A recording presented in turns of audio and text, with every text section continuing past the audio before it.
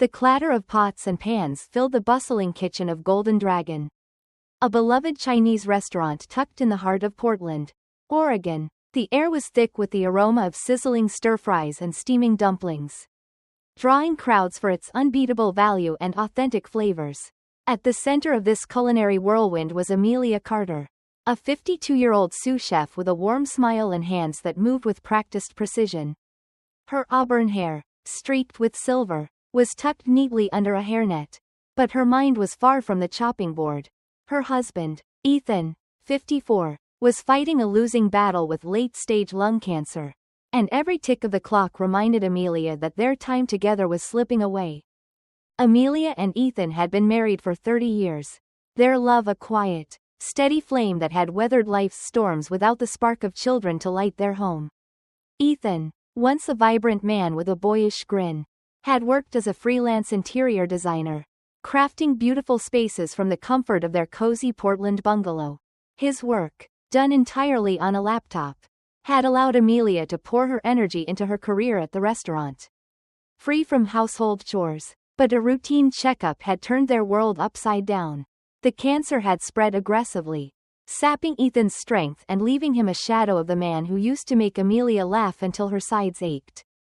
Now, his face was gaunt, his eyes sunken, and his once lively smile barely a whisper. At Golden Dragon, Amelia's colleagues were her lifeline. "Amelia, no overtime today, okay? Go home to Ethan," her manager, Sarah, said with a gentle pat on her shoulder. The kitchen crew, a tight-knit group who traded jokes over steaming woks, rallied around her. "Don't worry about us, Amelia, we've got this. Just take care of your guy," said Jake, the line cook, flashing a grin that hid his concern. Their support allowed Amelia to start her shifts early and leave before the dinner rush, giving her precious hours to sit by Ethan's hospital bed, holding his hand as he drifted in and out of sleep. But not everyone in Amelia's life offered such kindness. Ethan's family, his mother, Dorothy, a spry 74-year-old with a sharp tongue, his older brother, Nathan, 55, a construction worker with a penchant for cutting corners, Nathan's wife, Lauren, 34, a striking woman with a cold edge, and their 6 children, were a constant thorn in Amelia's side. The family of 9 lived in a cramped house on the outskirts of town, scraping by on Nathan's inconsistent income. Dorothy, once a warm matriarch, had changed after her husband's death a decade ago. Grief had hardened her, turning her affection for Ethan into a transactional expectation. She saw her youngest son as a financial resource, not a person fighting for his life. Nathan, perpetually unemployed or underemployed, and Lauren, with her cutting remarks and thinly veiled hostility, only amplified the family's demands. They'd show up unannounced, hands outstretched, asking for a little help to cover bills or feed their kids. "You two don't have kids, so you must have cash to spare, right?" Dorothy would say, her eyes glinting with greed. Amelia's patience wore thin. "Ethan's dying, and you're asking for money?" she snapped during one particularly tense visit at the hospital. Nathan shrugged, unfazed, while Lauren smirked, waving a dismissive hand. "It's family, Amelia. We're just asking for what's fair." Dorothy, meanwhile, muttered about Ethan's duty to his mother. The audacity of their entitlement made Amelia's blood boil. But Ethan, ever the peacemaker, would squeeze her hand and whisper, "Let it go, honey. They're not worth the fight." One crisp October afternoon, Amelia arrived at Portland General Hospital, her heart heavy as she navigated the sterile hallways to Ethan's room.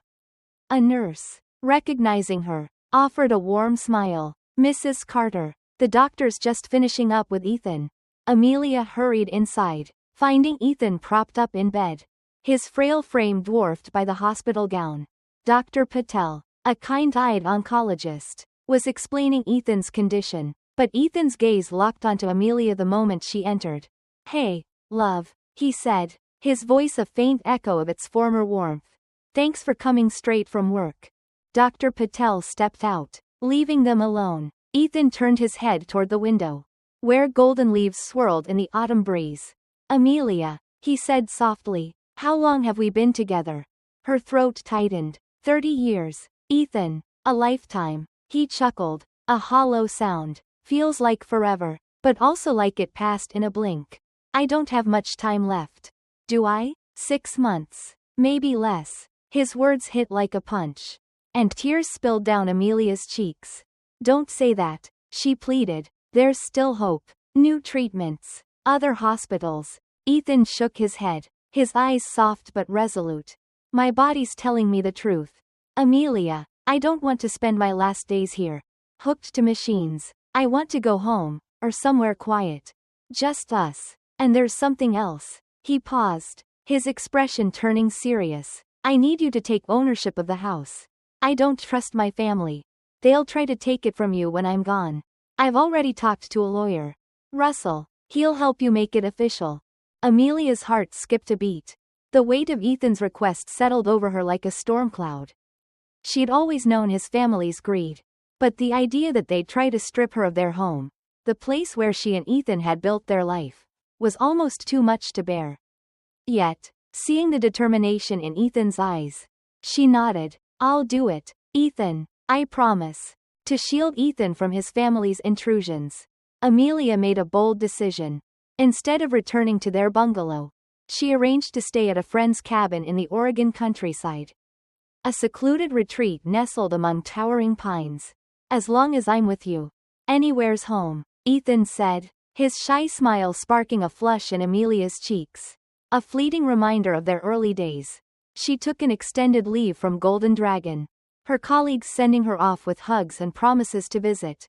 Go make those memories with Ethan, Sarah whispered, pressing a takeout box of Amelia's favorite dumplings into her hands. At the cabin, time seemed to slow. Amelia and Ethan spent their days wrapped in blankets on the porch, watching the sunset paint the sky in hues of orange and pink. They talked about everything, their first date at a dive bar, the time Ethan tried to cook her dinner and nearly burned the kitchen down, their dreams of traveling to Italy that they'd never fulfilled. Ethan's laughter was weaker now, but it still warmed Amelia's heart. She memorized every moment, knowing these were the last they'd share. 6 months later, under a quiet dawn, Ethan slipped away in Amelia's arms, his breath fading as the first birds began to sing. The cabin, once filled with their shared whispers, felt impossibly empty. Amelia returned to Portland, carrying the weight of her grief and Ethan's final wish, to protect their home and their love from those who'd try to tear it apart.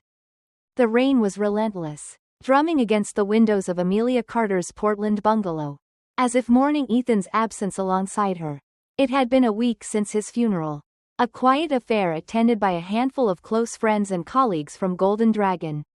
Amelia, still cloaked in grief, was sorting through Ethan's belongings, his sketchbooks filled with dream home designs. His favorite flannel shirt, a photo of them laughing at a county fair, when the doorbell pierced the silence. She wiped her tear-streaked face, expecting a neighbor with a casserole or a coworker with condolences. Instead, she opened the door to a sight that made her stomach lurch. Ethan's mother, Dorothy, his brother Nathan, Nathan's wife Lauren, and their 6 children, all standing on her porch with suitcases and smug expressions.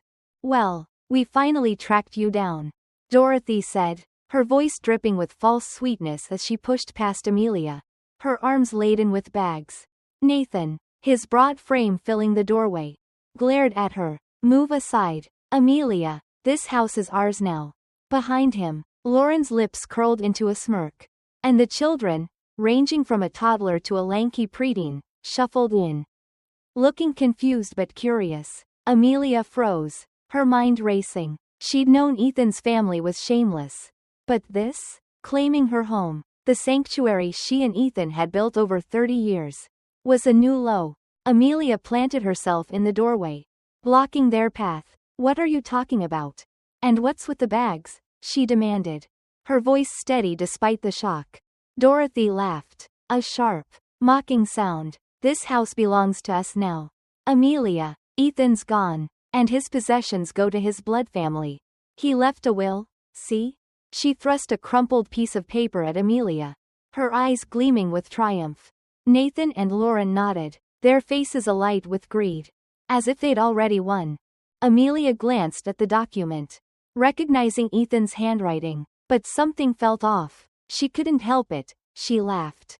A sharp, incredulous sound that echoed in the cramped foyer. The audacity of their claim was almost comical. "You think this changes anything?" she said, her voice cutting through their smugness. "This house is already mine." Ethan made sure of it before he passed. Dorothy's jaw dropped. Nathan's eyes narrowed. And Lauren hissed. "What?" Their confusion was almost satisfying. But Amelia wasn't done. She stepped aside, gesturing for them to come in. "Let's talk inside. You'll want to hear this." As the family shuffled into the living room, the children's chatter filling the air, Amelia retrieved a folder from a locked drawer in Ethan's old desk. Her heart pounded, but she kept her composure. "Here," she said, sliding the folder across the coffee table. "These are the legal documents transferring ownership of this house to me." Ethan signed them before he left the hospital. "It's official, notarized, and airtight." Dorothy snatched the papers, her hands trembling as she scanned them. Nathan leaned over, his face reddening. "This can't be right," he muttered. "It's been changed to her name." Amelia crossed her arms, her voice calm but unyielding. "Ethan knew you'd try something like this. He wanted to protect me.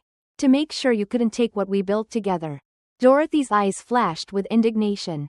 "Nonsense. Look at this will." She waved the paper again, her voice rising. "Ethan wrote it for us." Amelia took the document, her eyes narrowing. It was in Ethan's handwriting.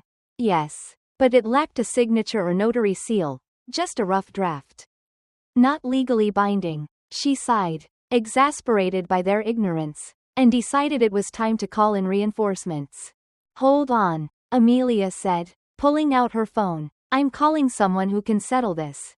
Nathan's eyes narrowed suspiciously. "Who are you calling?" he demanded. But Amelia ignored him, dialing a number she'd saved months ago. "Russell, it's Amelia. Can you come over? Ethan's family is here with a supposed will. I need you." As she hung up, she caught Lauren's sneer. "What? You think a lawyer's gonna scare us?" she scoffed. Amelia just smiled. "We'll see." 20 minutes later, the doorbell rang again. Russell Hayes, a sharp young lawyer with neatly trimmed black hair and wire-rimmed glasses, stepped inside, his briefcase in hand. At 30, he looked unassuming, but his reputation for handling family disputes with surgical precision had earned Amelia and Ethan's trust. They'd met him through a friend who owned the cabin where they'd spent Ethan's final days. And he'd been briefed on the family's history of greed. "Sorry for the delay," Russell said, his voice calm but authoritative. "I'm Russell Hayes, Ethan's lawyer. I'm here to address this matter."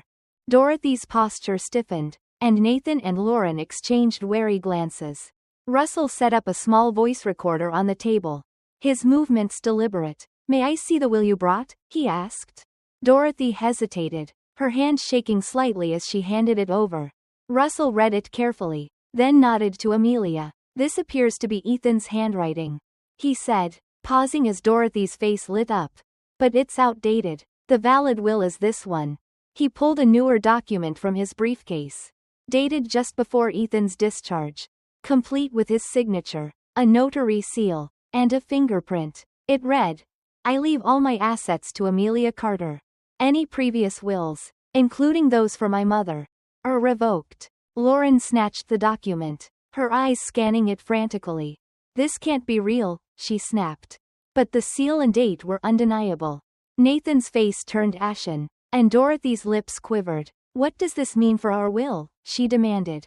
Russell's smile was polite but firm. "It's worthless. A piece of paper with no legal standing." The room erupted. Nathan turned on Dorothy, his voice booming. "You said the inheritance was ours. You promised." Lauren tried to calm him, but he shoved her hand away, shouting, "You told us to push Ethan to sign it." Dorothy shrank back, her bravado crumbling. Amelia watched the chaos unfold, her heart a mix of anger and satisfaction. She'd had enough of their lies. "Enough." Amelia's voice cut through the noise, sharp and commanding. "There's something else you need to see." She pulled her laptop from a bag and inserted a USB drive, her hands steady despite the fury simmering inside her. "Ethan told Russell you pressured him into writing that old will. We got the hospital's security footage to prove it." She hit play, and the screen flickered to life, showing a grainy video from Ethan's hospital room. Dorothy's voice was unmistakable. "We'll be in trouble if you die and the inheritance doesn't come through." Nathan and Lauren stood nearby, their tones threatening. "Just sign it, Ethan. Nothing will happen to Amelia if you do." The footage was damning. Dorothy's face drained of color. Nathan froze, and Lauren stammered, "It was just a joke. I saw it in a TV show. I swear." Amelia's eyes narrowed. "A joke? You threatened my husband while he was dying. If you'd owned up to it, maybe I'd have considered leniency. But this?" She turned to Russell. "Can we press charges for extortion?" Russell nodded, picking up the recorder. "Absolutely. This evidence, combined with the recorded conversation today, is more than enough. We'll be filing for damages, $30. To start." Nathan's jaw dropped. "You can't do this," he roared. But Lauren grabbed his arm, her voice desperate. "It was just Mom. We didn't force him." Dorothy snapped back. "You two pushed me to do it." The argument spiraled, their voices overlapping in a cacophony of blame. Amelia's gaze fell on the children, who had crept into the room, their eyes wide with fear. Her heart softened. They weren't to blame for their parents' greed. She knelt beside the oldest, a fifth grader named Tommy. "Hey, buddy, why don't you take your siblings to the guest room? There's some toys in there." Tommy nodded, leading the younger ones away, their small footsteps a stark contrast to the adults shouting. Turning back to the trio, Amelia's voice was ice cold. "You're pathetic, fighting like this in front of your kids. You care about money, not family. You coerced Ethan, and now you'll face the consequences." Dorothy's eyes welled up, but Amelia saw no real remorse. "Please, Amelia, we need the money for the kids," Lauren pleaded. "If we're sued, we're ruined." Amelia shook her head. "You should have thought of that before you threatened my husband. This house is mine, and I want you out now." Faced with the threat of police involvement, the family scrambled to gather their things. Dorothy's shoulders slumped, Nathan's bravado faded, and Lauren's defiance crumbled. They herded the children out, their suitcases dragging across the porch. Russell and Amelia watched them go, locking the door behind them. "I'll start the claims process," Russell said, his voice calm. "They won't get away with this." Amelia nodded, exhaustion washing over her. The damages, $30, were a heavy blow to Ethan's family. Unable to pay, they sold their house, moving into a cramped apartment where all 9 lived in tight quarters. Their lives forever altered. Alone in the bungalow, Amelia found solace in routine. Her friends from Golden Dragon stopped by with meals and laughter, keeping loneliness at bay. Each evening, she stood before Ethan's portrait, a photo from their 20th anniversary. His grin as bright as ever. "Ethan," she whispered, "today was hectic at the restaurant. But Sarah made your favorite dumplings for me." She smiled, tears pricking her eyes. Ethan's final wish had been simple yet profound. "I love your voice. Amelia, keep talking to me every day, so I can hear you from heaven." Amelia vowed to honor that promise, speaking to Ethan nightly, sharing stories of her day, her dreams, her love. The house, now legally hers, was more than brick and mortar. It was a testament to their bond, a fortress against those who'd tried to tear it down. As she stood before his portrait, Amelia felt Ethan's presence, a quiet strength guiding her forward, ensuring their love would endure, no matter what came next.